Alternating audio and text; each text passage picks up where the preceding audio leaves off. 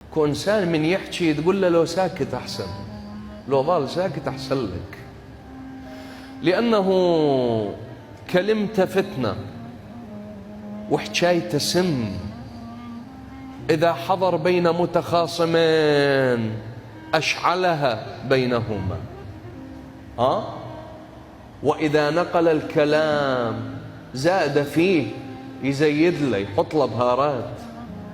الناس نوعين: أنت العاقل الذكي هو اللي يتحذر من اللي يحلوقهم قبر، يتحذر منهم، لا تدخل إلى فما، صدقني ابقى خارج فما أفضل لك، لأن إذا طبيت بداخل فما شي خلصك، لا تسلم أنت، ولا تسلم عشيرتك، ولا تسلم عائلتك، ولا تسلم سمعتك.